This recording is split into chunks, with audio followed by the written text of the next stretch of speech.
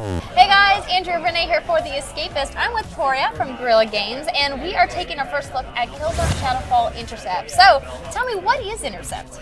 Intercept is an expansion on the Killzone Shadowfall universe, and it's an online cooperative co-op. So, how many players are going to be playing together in this cooperative game? Up to 4 players can play Killzone Shadowfall Intercept together. So why did you guys decide to make this expansion? Why wasn't this game mode included as part of the original Shadowfall release? Basically, making a launch game takes up a lot of effort, and it's like driving a race in a car when the car is still being built around you. And we wanted to focus on having a very robust multiplayer and having a very good, solid campaign. So only after, when development was done on Shadowfall, did we start on doing co-op. Well, I'm excited to take a look and get some hands-on time, so let's play. Maybe you can help me out and walk me through some stuff. Yeah, my pleasure, sure. All right. So when the match is being set up, the skill level you have coming in, how many players you have coming in will all dictate what the difficulty of each individual round will be? Yes, not necessarily the skill level that you have when coming in, but more the skill level that you have when you're playing. So if the 4 of us start and we start making headshot after headshot and placing turrets, and we don't allow the enemy any space to do anything, then the AI director is going to spawn teleportation, snipers, it's going to spawn a boss fight quickly. It's going to make it more challenging for us. On the screen here, I can see Assault, Marksman, Medic, and Tactician. I'm assuming these are classes? Yes, those are the 4 different roles that you can play with, and each player only can choose one of these. In other words, there can't be 2 Assaults running around. So as soon as your friend picks the Marksman, you won't be able to pick it anymore. But this causes a very nice dynamic in which cooperation is extremely important, because if you're down, the medic needs to come and revive you. The assaults can capture points much faster than the other characters. The tactician, for instance, can place turrets and shields which give you very nice defensive positions.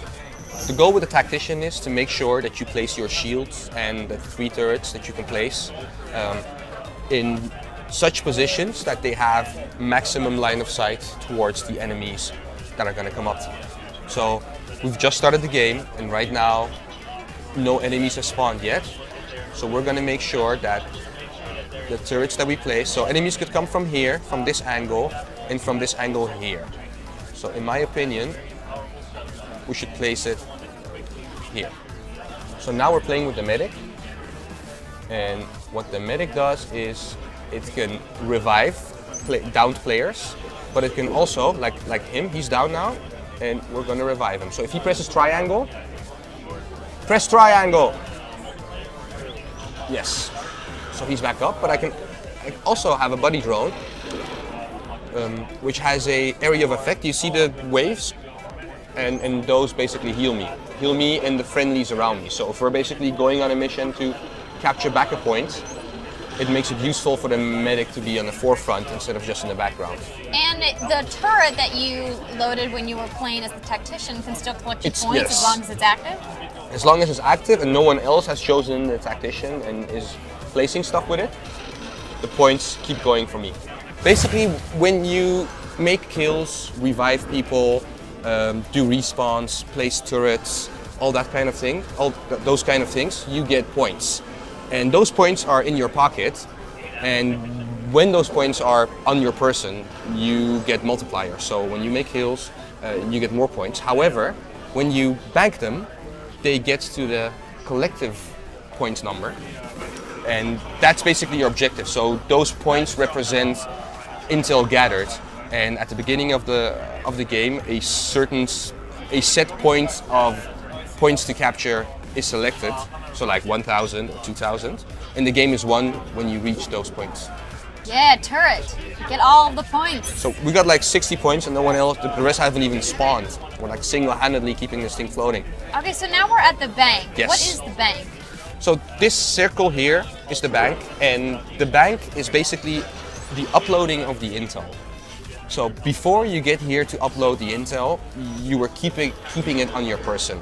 And what that does is that gives you multipliers. So the more points that you have with you, the more points you get for kills and captures and everything else. However, wait, if you die, you lose all those points. Killzone has some very kind of distinct features in its multiplayer. What are fans of Killzone multiplayer going to recognize here in Intercept?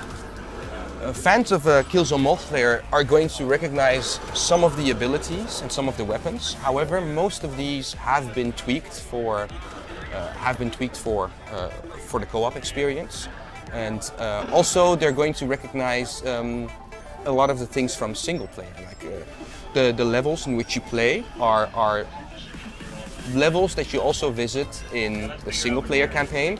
However, it's in completely different settings. All right, so we got to play some Intercept, and we won some, we lost some. Thank you so much for kind of walking me through it today. It was my pleasure. I mean, you did great. It was pretty impressive. Well, you know, I do what I can. So when can fans of Killzone and gamers get their hands on Intercept? Well, Intercept is coming this summer, and we'll have more info on timelines very soon. Well, great. Well, that's super soon. And we'll, of course, bring you guys all of the details as soon as we get them right here in The Escapist. And make sure to subscribe and follow us at escapistmagazine.com for all of our E3 coverage.